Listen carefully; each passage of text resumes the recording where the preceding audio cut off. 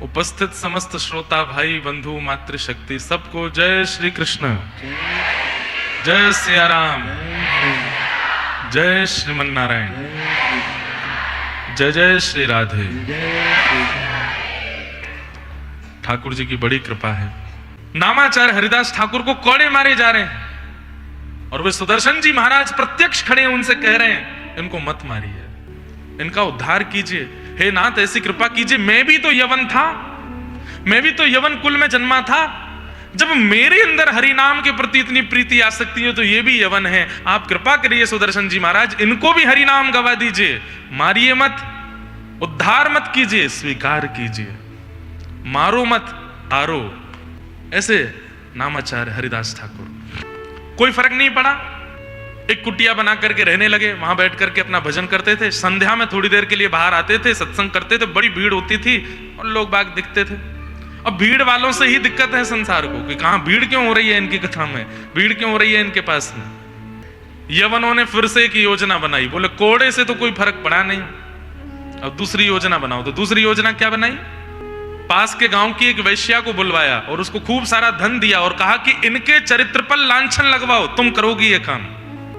वैश्या बोली ये तो मेरे बाएं हाथ का खेल है, मैंने कितने महात्माओं के जीवन उजाड़ दिए, कितने लोगों के घर बर्बाद कर दिए, ये करने में तो मैं निपुण हूं। जाओ। हरिदास ठाकुर कुटिया में बैठे हैं, नाम कर रहे हैं, हरे कृष्ण कृष्ण कृष्ण हरे हरे, हरे राम राम राम हरे हरे। वैश्या आकर के सामने बैठ गई। हरिदास ठाकुर समझ गए कि किस भावना से आई है। उसको बोले देवी आप जिस भावना से आई हैं मैं पूर्ण करूंगा, आप जिस काम से आई हैं मैं वो पूर्ण करूंगा, लेकिन मेरा नियम है 3 लाख नाम का, ये पूरा हो जाए तब तक बैठी रहना। वैश्या बोली ठीक है करो। हरिदास ठाकुर नेत्र बंद करके नाम कर रहे हैं और प्रत्येक नाम जैसे एक बार हरे कृष्ण कृष्ण कृष्ण हरे हरे, हरे राम राम राम हरे हरे, एक मंत्र से प्रार्थना करते हैं कि सामने जो आई है इसकी बुद्धि परिवर्तित कर दो। फिर दूसरा तीसरा ऐसे नाम करने लगे। करते करते 1 घंटा 2 घंटा 3 घंटा 4 घंटा 8 घंटा 10 घंटे 12 घंटे 15 घंटे नामाचार्य हरिदास ठाकुर तो नेत्रों से अश्रुधार और एक मुद्रा में बैठे। और वैश्य कभी ऐसे बैठे, कभी ऐसे बैठे, कभी ऐसे बैठे। बोले क्या हो रहा है? अभी और कितना रह गया है?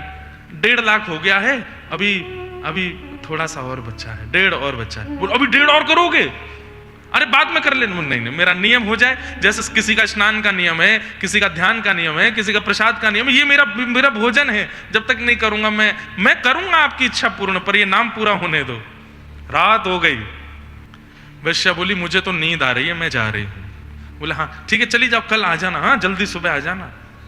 जय बोलो वृंदावन बिहारी लाल, कल जल्दी आ जाना। वो ठीक है।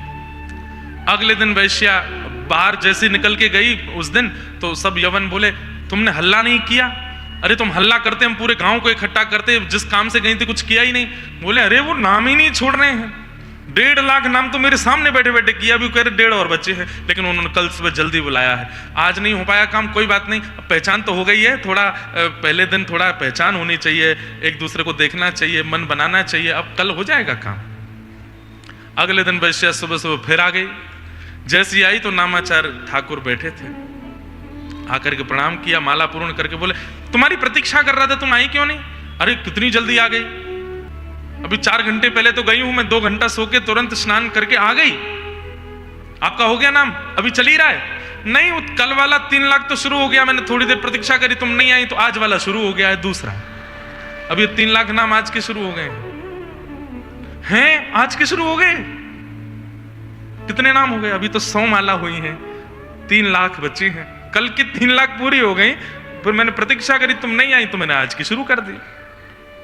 अब बैठ जाओ देवी, अब ये तो पूर्ण नहीं होगी तब तक।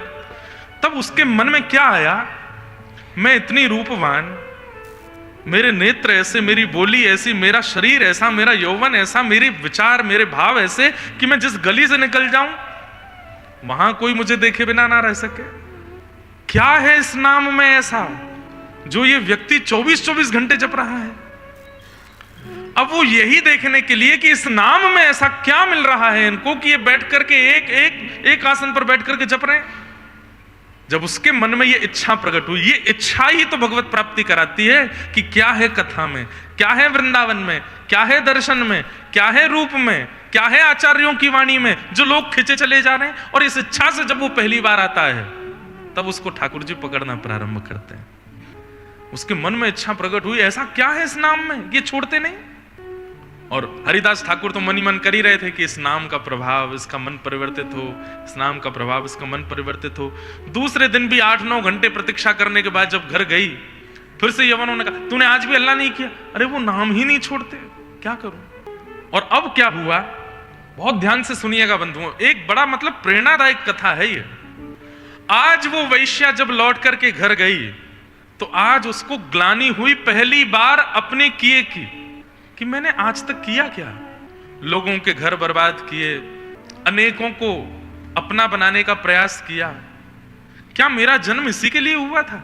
क्या मैं इसी के लिए संसार में आई हूं कि अपने रूप का, अपने तन का, अपने भाव का, अपने मन का सबका विक्रय कर दूं? मैं इसी के लिए संसार में आई हूं। और बंधुओं एक बात सुनिएगा, कथा सुन करके, नाम जप करके, नियम साधन करके, गुरु आज्ञा मान के जिस दिन आपको अपनी गलती का बोध होने लग जाए, समझ जाइएगा कि उस दिन आचार्य ने आपको कृपा भर के देखा है, उस दिन ठाकुर जी ने आपको देखा है। जिस दिन अपने आप को बदलने की स्थिति, अरे झकझोर गई है आत्मा भीतर से कि ये मैं क्या कर रहा हूं, ये मेरा उद्देश्य तो नहीं है, जिस दिन ये भावना प्रकट हो जाए, समझ जाओ कि किशोरी जी को, ठाकुर जी को आपकी याद आ गई है। और अपने किए का कभी बोध ही नहीं होता। हम जो कर रहे हैं सब अच्छा ही कर रहे हैं, हम खा रहे हैं, पी रहे हैं, उल्टा सीधा काम कर रहे हैं, छल कपट आदि सब कर रहे हैं, फिर भी मन में कभी नहीं आता कि ये गलत है। तो समझो ठाकुर जी की दृष्टि नहीं है आपके ऊपर। कई लोग संसार में, परिवार में ऐसे होते हैं, गलत पे गलत किए चले जाते हैं, उनको खूब समझाओ लेकिन उनको समझ में नहीं आता। इसका एक ही अभिप्राय है, महापुरुषों की और ठाकुर जी की अभी दृष्टि नहीं पड़ी है। जिस दिन दृष्टि ठाकुर जी की पड़ जाएगी उस दिन आंखों से आंसू और केवल ग्लानि होगी, ये मैंने क्या किया। अरे श्री माधवदास जी महाराज 24 वर्ष की अवस्था में जगन्नाथपुरी गए थे और केवल नील चक्र को देखा है, जगन्नाथ जी का दर्शन नहीं किया, नील चक्र को देख करके रोने लगे। क्यों रो रहे हैं? इतना रोए, इतना रो। किसी ने पूछा क्यों रोते हो? बोले मैंने 24 वर्ष गवा दिए बिना जगन्नाथ जी को देखे, इसलिए रोना आ रहा है। जहां मुझे पहले ही आ जाना चाहिए था, वहां मैं इतने वर्षों बाद आया हूं। इस बात की ग्लानि हो रही है। अपने किए का बोध होना, अपने किए की ग्लानि होना, अपने ऊपर संशय होना कि क्या मुझे ठाकुर जी मिलेंगे, ये सारी इच्छाएं आपकी प्रकट नहीं होती। ठाकुर जी जब आपको देख लेते हैं तब आपके चित्त में प्रकट होती। एक भोरी सखी का बहुत सुंदर पद है, हमारे हरिदास परंपरा की भोरी सखी हुई। कौन जानता है उस वैश्या को, लेकिन 3 लाख नाम नित्य गाने वाले हरिदास ठाकुर अपने प्रत्येक नाम में कह रहे हैं कि इस पर कृपा करो, इस पर कृपा करो, इस पर कृपा करो। और आज 2 दिन के अंदर ये परिवर्तन हो गया। कोई प्रवचन नहीं सुना है, कोई कथा नहीं सुनी है कि जिससे मन परिवर्तित हो गया हो। केवल सामने बैठ करके हरिदास ठाकुर को नाम करते हुए देखा है। और आज घर जाकर के वो फूट फूट के रो रही है वैश्या। और आज पहली बार उसको ग्लानि हो रही है कि मैंने गलत किया। क्या मेरा जन्म केवल इसके लिए हुआ कि मैं अपने शरीर का विक्रय करूं, लोगों के घरों को बर्बाद करूं? आज इतने बड़े नामनिष्ठ व्यक्ति को मैं उनका नाश करने के लिए आई हूं? क्या इसके लिए मेरा जन्म हुआ? अपनी गलती का बोध होकर के रोने लग जाएं और मन में यह भाव आने लगे कि अब मुझे सुधरना है, अब मुझे यह त्यागना है। समझ जाओ ठाकुर जी को आपकी पता चल गई है, आपका बोध ठाकुर जी को हो गया। और जब तक गलतियों का बोध नहीं हो रहा है, चले जा रहे हैं, करते ही जा रहे हैं, कोई दिक्कत नहीं है, कोई बोध नहीं, कोई आत्मग्लानि नहीं। समझो ठाकुर जी को पता ही नहीं है आप कौन हो। वैश्या दौड़ करके आई है आज हरिदास ठाकुर के चरणों में और बस रोते बिलखते हुए कह रही है कि इस अधम पर कृपा करो, मेरा जन्म व्यर्थ हो जाएगा, मैं नरकों में पड़ी रहूंगी, 84 लाख योनियों में अपना जीवन गंवाना पड़ेगा। नाथ अब आप ही हैं जो मुझ पर कृपा कर सकते हैं। हरिदास ठाकुर प्रसन्न हो गए और प्रसन्न होकर के कहा, देवी इस कुटिया में बैठ करके मैंने लाखों नाम जपे हैं, करोड़ों नाम जपे हैं, हर महीने का 1 करोड़ नाम का मेरा संकल्प है। मैं कितने सालों से इस कुटिया में रह रहा हूं। अब तुम पर कृपा ऐसी होगी, तुम नाम करो और इस कुटिया में अब तुम रहो, मैं यहां से जा रहा हूं। और हरिदास ठाकुर वहां से चले गए, उस वैश्या को वो कुटिया दे गए। वैश्या उस कुटिया में बैठ के भजन करने लगी। वो यवन सब ढूंढने लगे, भैया यहाँ द्वार पे जो बोल रहे हैं धीरे धीरे बोले, बिल्कुल हल्ला नहीं करें। स्थिति ये हुई, वे सब यवन ढूंढने लगे, वैश्या कहां गई, वैश्या कहां गई, वैश्या कहां गई, नहीं मिली। तभी एक दिन हरिदास ठाकुर की पुरानी कुटिया जहां वो बैठते थे, उसके बाहर देखा तो तुलसी जी में जल पधरा रही थी, और रूप ऐसा हो गया था कि वे उन यवनों ने जब आज उस वैश्या को देखा, पहले जब उसको देखते थे तो शारीरिक इच्छाएं प्रकट होती थी, लेकिन आज उसको देख करके उनके मन में भी आ रहा है कि हम भी एक बार वो हरि नाम गा के देखें जो ये गाती है। आज उसके रूप से परिवर्तन आ गया।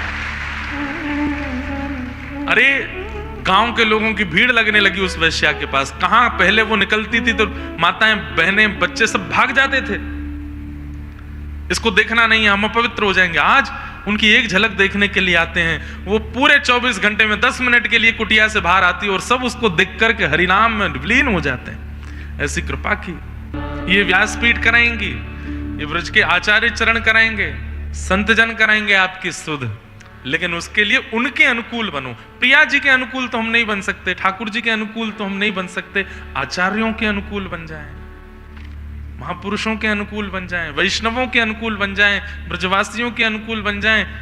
ये प्रार्थना अगर कर दें तो संभव है। हमारी टेर पहुंचाई थी हमारे आचार्य चरण, हमारे पूज्य पिताजी के गुरुदेव भगवान श्री रामानुज प्रपन्नाचार्य गुरु जी ने। मल्लूपीठ वाले महाराज जी बता रहे थे, जब आपका जन्म नहीं हुआ था इंद्रेश जी, तो अयोध्या में बड़ी छावनी में गुरुदेव की कथा चल रही थी, पिताजी के गुरुदेव रामानुज गुरु जी। और 1 महीना कथा करने के बाद इतने बड़े वहां सनातन भगवान शालिग्राम हैं, तो वहां के महंत जी भी पूज्य गुरु जी के शिष्य थे, तो उन्होंने कहा कि गुरु जी 1 महीना कथा की दक्षिणा आप सनातन भगवान से मांगो। तो कहते हैं कि हमारे शिष्य के एक पुत्र हो, वो भी भागवत की कथा करे, यही हमको दक्षिणा चाहिए। बोले गुरु जी की उस दक्षिणा के फल से आप कथा कर रहे हो, नहीं तो आपकी सामर्थ्य नहीं कथा करने की, आपके पास शब्द नहीं बोलने के। हमारी सुध कौन करावे? आचार्य हमारी सुध कराते हैं ठाकुर से, आचार्य हमारी बात बताते हैं ठाकुर को। हमारे पास इतनी वाणी कहां, ऐसे शब्द कहां, ऐसी बोली कहां कि हम उनसे कुछ कह सकें।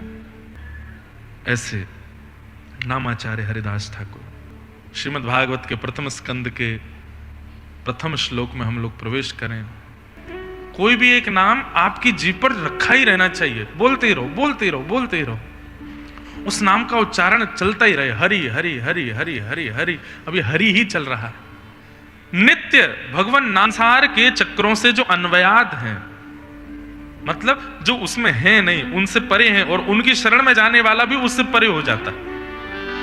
अन्वयाद इतरतः चार्थे स्वविज्ञ स्वराट। जो अविज्ञ हैं, अनविज्ञ नहीं हैं, सब जानते हैं कौन कैसी भावना से, किस योग्यता से आया है, सबके बारे में जिसको पता है, ऐसे परमात्मा।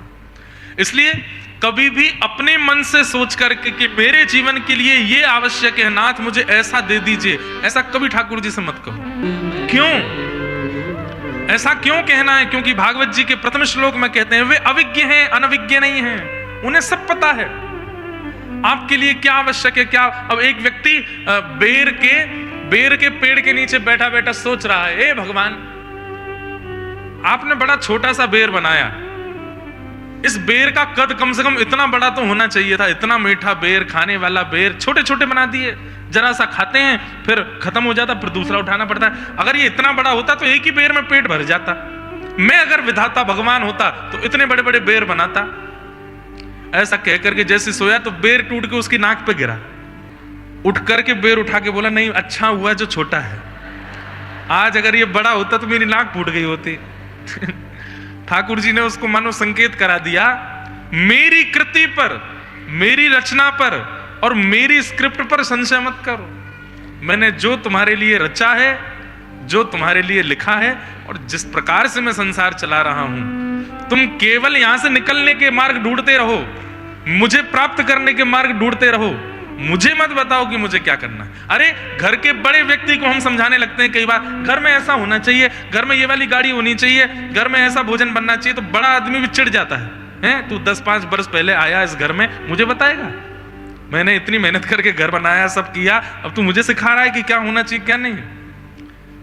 घर में तो छोटों को बड़ों की अनुकूलता में रहना चाहिए। हाँ, जब छोटे थोड़े विद्वान होने लगे तो बड़ों को कभी कभी राय दे देनी चाहिए, पर होना वही चाहिए जो बड़े चाहें, छोटों की इच्छा नहीं। हम भले ही कथा करने लगे, हमारे घर में चलती हमारी माताजी पिताजी की है, वो कहेंगे वही होगा, वो जो बने कहेंगे। मैं कितना भी कहता रहूं कि बहुत दिन बाद कथा से आया हूं, आज कोई बढ़िया सी सब्जी घर में बनाए तो बनेगी तोरई, बनेगी घिया, जो पिताजी माताजी को चाहिए। एक बात है कि भाई ठाकुर जी हमारे माता पिता हैं, उनके आगे बस ये कहो कि नाथ जे ही विधि नाथ होए हित मोरा, जिसमें मेरा हित होना हो वो करिए। कई बार फ्रैक्चर ही कल्याणकारी होता है तो फ्रैक्चर होना चाहिए। कई बार एक्सीडेंट से ही व्यक्ति नरक के आता है तो होना चाहिए। कई बार व्यक्ति को कोई रोग लगेगा उसके बाद ही उसका कल्याण होगा तो होना चाहिए। ऐसी प्रार्थना क्यों? क्योंकि वे अविज्ञ हैं, अनभिज्ञ नहीं है, सब जानते हैं, अविज्ञ हैं। बड़ी सुंदर कथा अभी मुक्तिनाथ में मैं सुना रहा था। नारद जी महाराज ने तपस्या की, तपस्या करने के बाद कामदेव आया। कामदेव ने बहुत प्रयास किए लेकिन नारद जी की तपस्या को भंग नहीं कर पाया।